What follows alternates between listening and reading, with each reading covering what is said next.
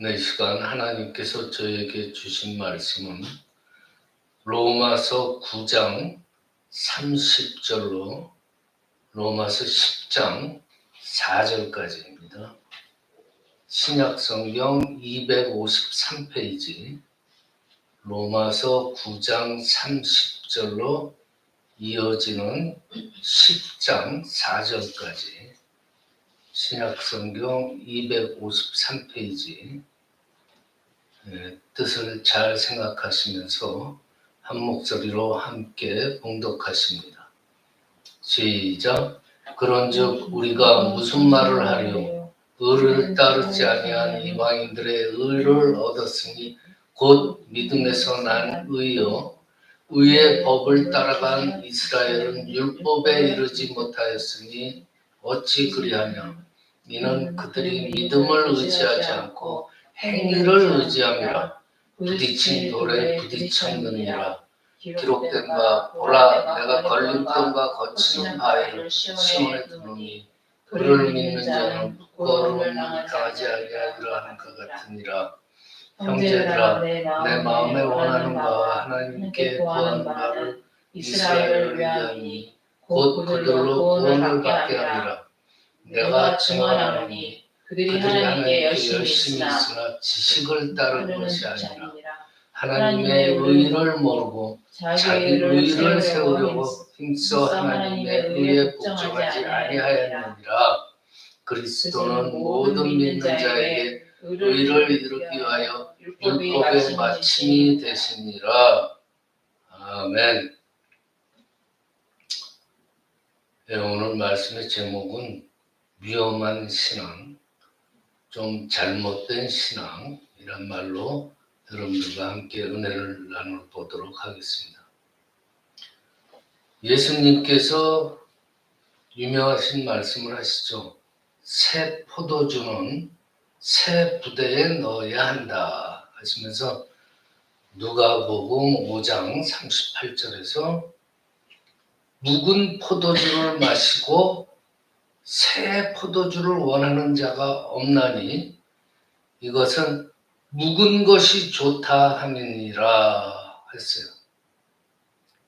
이게 무슨 말이냐면 오래되고 묵어 그 포도주의 그 숙성된 맛에 길들여지면은 새로 담근 포도주를 찾지 않게 된다는 뜻이에요. 그러니까 이 말은 뭐냐면 그만큼 오래된 관습에서 벗어나가지고 새로운 도약을 자기가 실천하기가 쉽지 않다는 거예요.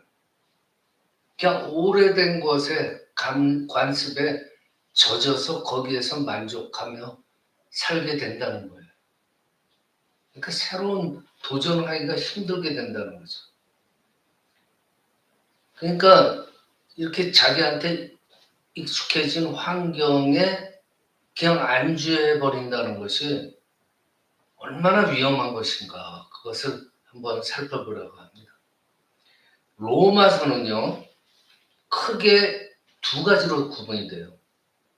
그러니까 1장부터 11장까지는 교리, 신앙의 그 이론적인 설명, 1장부터 11절까지, 11장까지 그래요. 그리고 12장부터 끝까지는요, 구원받은 성도의 실제적인 그 삶의 부분을 말씀하고 있어요. 딱 두 부류로 딱 나눠져요.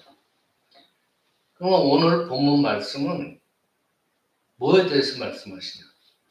하나님께서 택하신 민족인 이스라엘 자손들과 또 이방인들과의 관계에 대한 말씀이에요. 오늘 본문 말씀. 자, 이스라엘 자손은 선민이라고 그러죠. 선택받은 민족이에요. 하나님께서 택하신 민족, 이스라엘 자손.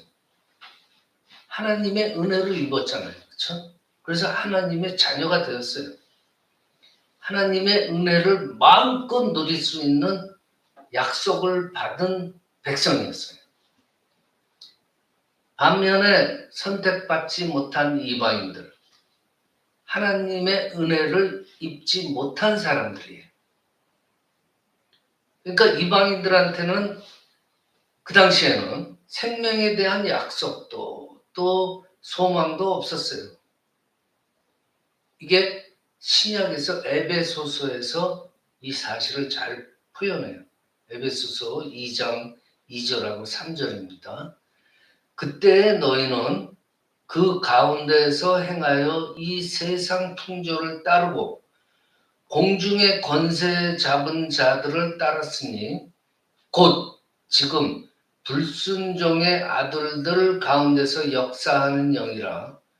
전에는 우리도 다 그 가운데서 우리 육체의 욕심을 따라 지내며 육체와 마음에 원하는 것을 하여 다른 이들과 같이 본질상 진노의 자녀이었더니.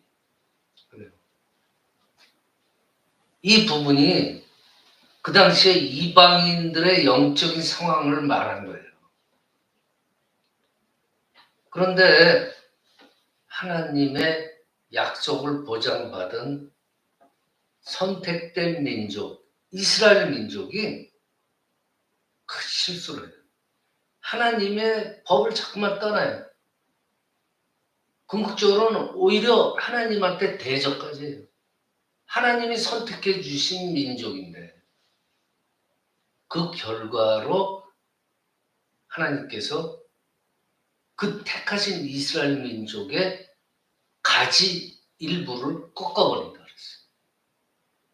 그리고 그 잘려나간 가지의 빈자리에 이방인들을 접붙였습니다.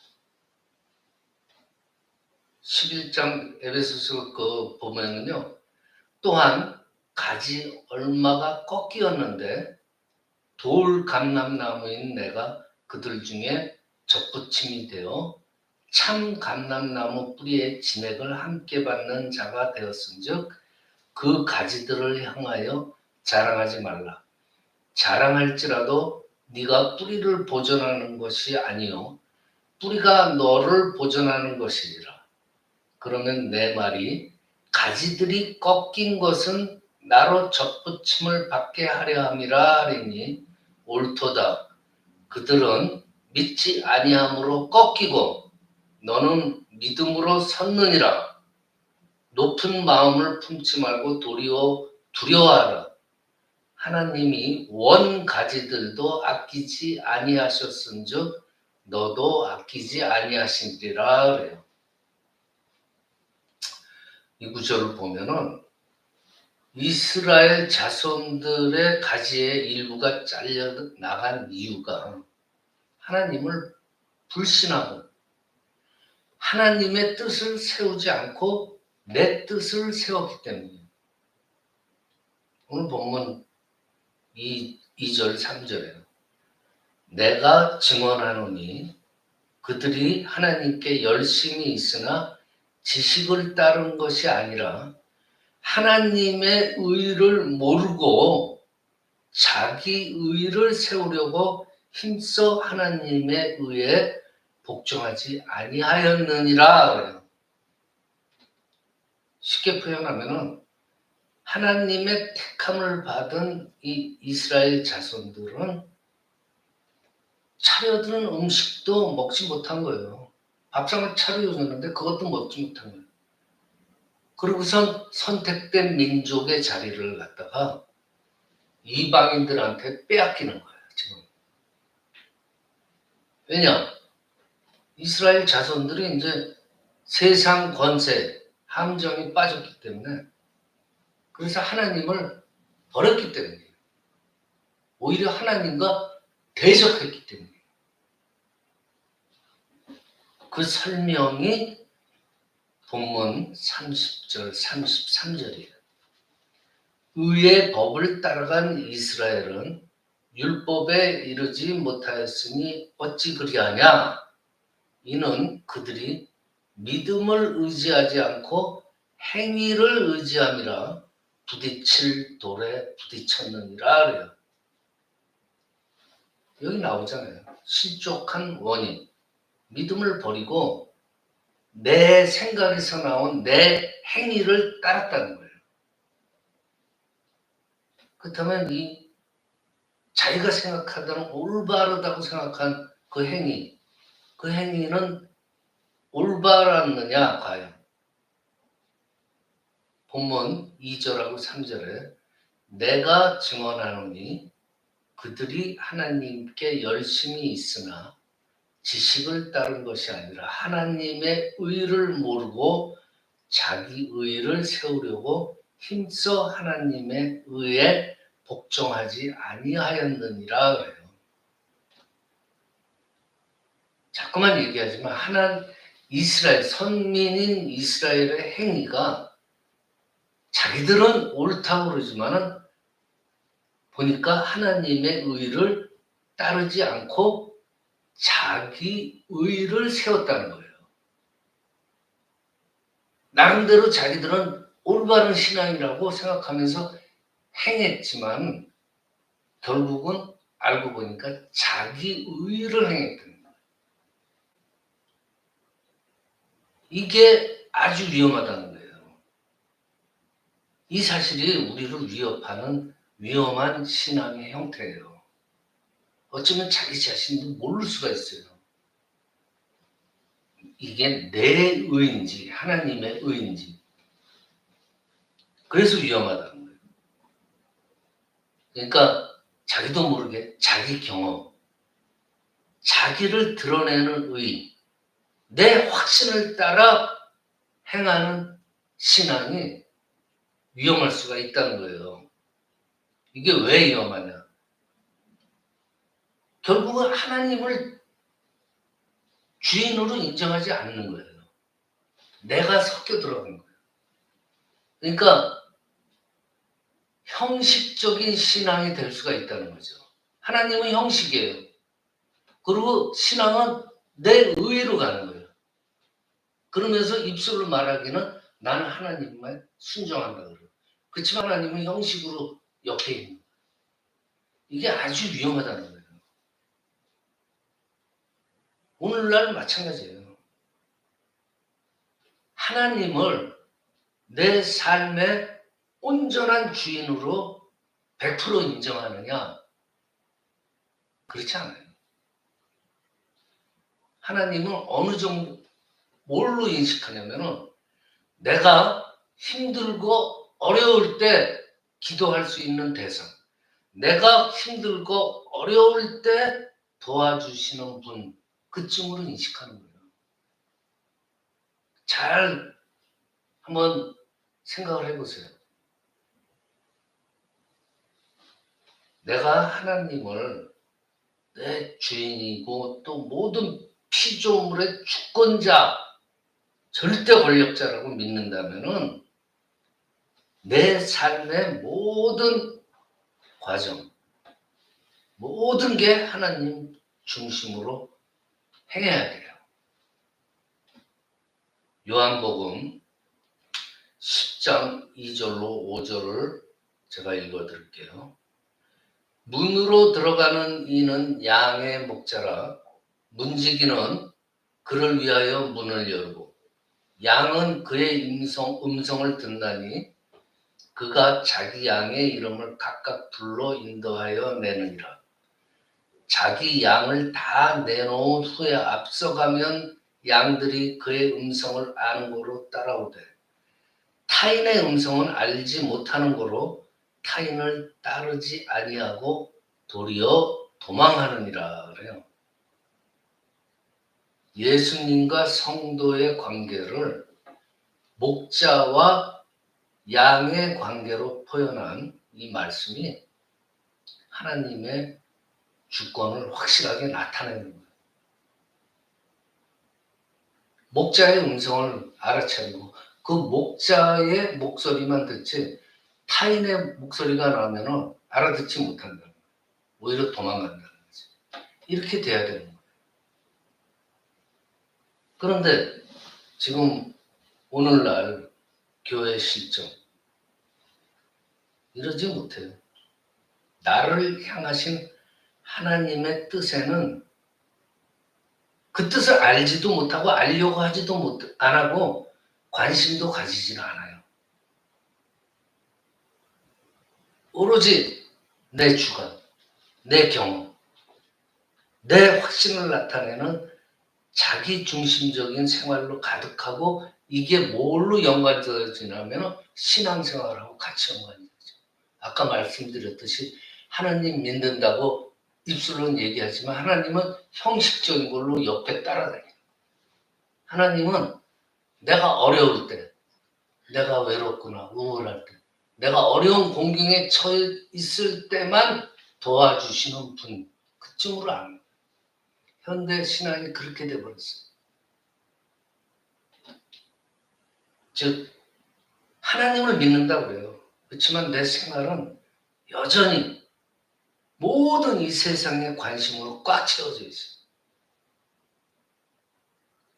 이것이 지금 우리 현대사회의 기독교인들의 신앙의 모습이고 오늘 본문 제목처럼 위험한 신앙이라.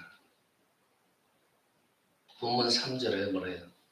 하나님의 의를 모르고 자기 의를 세우려고 힘써 하나님의 의에 복종하지 않는 것. 자기 확신에 죄예요. 어떻게 보면 죄예요. 하나님 무시하고 자기를 내세우는 건 죄예요. 이걸 경고하는 비유적인 내용이 있잖아요. 야고보서 4장 13절로 17절까지 제가 봉독합니다. 들으라 너희 중에 말하기를 오늘이나 내일이나 우리가 어떤 도시에 가서 거기서 1년을 머물며 장사하여 이익을 보리라 하는 자들아 너 내일을 너희가 알지 못하는도다. 너희들 생명이 무엇이냐? 너희는 잠깐 보이다가 없어지는 안개라. 너희가 도리어 말하기를 주의 뜻이면 우리가 살기도 하고 이것이나 저것을 하리라 할 것이거늘 이제도 너희가 허탄한 자랑을 하니 그러한 자랑은 다 악한 것이라. 그러므로 사람이 선을 행할 줄 알고도 행하지 아니하면 죄니라 그래요. 이 말씀은 예수님께서 누가복음 12장 16절로 21절에서 말하는 그 유명하신 부자 비유가 있잖아요. 그 내용과 의미가 거의 똑같아요. 당장 내일, 아니 앞으로 몇 초 앞의 일도 알지 못하는 저희들의 인생이에요. 근데 몇 년 앞의 일을 장담하는 것이 그게 뭐예요? 자기 확신이죠. 하나님의 뜻이 몇 초 앞에 어떻게 될지도 모르는데 자기는 몇 년 후에 장사를 해서 큰 이익을 보리라 장담을 하고 있어요. 부자가 말하잖아요. 또 내가 내 영혼에게 이르되 영혼아 여러 해 쓸 물건을 많이 쌓아두었으니 평안히 쉬고 먹고 마시며 즐거워하자. 그렇게 장담해요. 부자가 그래요. 내가 돈이 많으니까 그냥 놀고 먹자. 이거예요. 야고보서의 장사꾼은 또 뭐라 그래요? 오늘이나 내일이나 우리가 어떤 도시에 가서 거기서 1년을 머물며 장사하여 이익을 보리라 하고 장담해요. 이게 하나님 보시기에 뭐겠어요? 아, 이놈들 교만하다. 그러잖아요. 아, 이놈들 참 어리석다. 내가 너한테 계획된 일은 이건데 너는 1년 후에 몇 년 후에까지 잘 먹고 잘 살 거를 장담하고 있냐? 너희들 참 어리석구나. 하나님께서 보시기에 그렇고 우리도 똑같이 그렇게 볼 거예요. 그러면은 이런 위험한 자기 확신적인 그 삶, 그 신앙을 어떻게 벗어날까? 오늘 본문에서 4절에서 그러죠. 그리스도는 모든 믿는 자에게 의를 이루기 위하여 율법의 마침이 되시니라 그럽니다. 이게 뭐예요? 그리스도가 율법의 마침표가 된 거예요. 그러니까 이 위험한 신앙, 자기 중심적인 자기 확신의 삶, 그러한 신앙에서 벗어나는 길은 오직 예수예요. 예수 그리스도를 믿고 의지하는 길이 자기 확신의 교만적인 그러한 신앙의 삶에서 벗어나는 길이다. 쉽게 표현하면 주님 말씀에 그냥 마음을 두면 돼요. 그리고 모든 생활에서 주님 말씀을 적용하면 돼요. 그러면 하나님께서 기뻐하시는 신앙의 삶이 될 수가 있는 거예요. 어떻게 보면 어려운 건 아니에요. 또 반대로 생각하면 상당히 어려운 거죠. 그런데 생활을 하면. 장사꾼 비유에서 17절에서는 그래요. 그러므로 사람이 선을 행할 줄 알고도 행하지 아니하면 죄라 그래요. 그러니까 우리가 성경 지식으로 들은 말씀, 하나님 말씀을 통해서 우리가 알아요. 이걸 행해야 되는지 알아요. 근데 그걸 행하기 너무 힘들고 벅차니까 쉬운 길로 가는 거예요. 그게 죄라는 거예요. 알면서 행하지 않는 거. 이게 죄예요. 주님께서 가르치신 말씀을 아는데 그치지 말고 삶에서 실천하는 것. 이것이 우리의 교만적인 신앙 생활 패턴에서 벗어날 수 있는 길이에요. 부자 비유에서 예수님께서 그러잖아요. 자기를 위하여 재물을 쌓아두고 하나님께 대하여 부여하지 못한 자가 이와 같으니라 그러잖아요.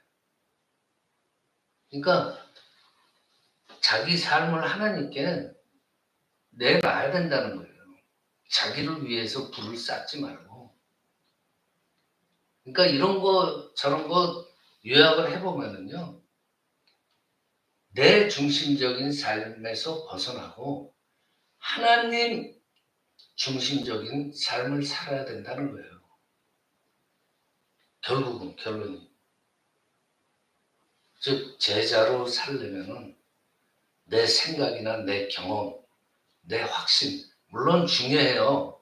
그렇지만 그걸 하나님 앞에서는 내려놔야 된다는 거예요. 하나님 말씀을 우선으로 생각하고 오직 예수로 살아야 된다. 그러니까 우리는 보지 못했어요.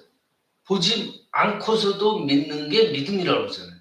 그러니까 예수님께서 어떤 말씀을 우리에게 주든 간에 무조건 순종하고 따를 수 있어야 돼요. 그게 믿음이라고 성경에서 그러잖아요. 그냥 무조건 믿고 순종하는 거예요. 이것이 자기 확신의 위험한 신앙의 삶에서 벗어나는 길이다.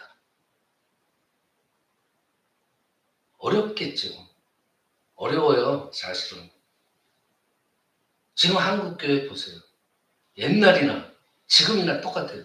복받고 잘되고 만사형통하고 성공하는 삶. 목회자들은 성공하는 목회에 온통 빠져 있어요. 근데 성경 공부를 많이 해보신 분들 알 거예요. 복받고 잘되고 형통하고 성공하고 목회에 성공하고 성경 어디에도 이런 구절 없어요.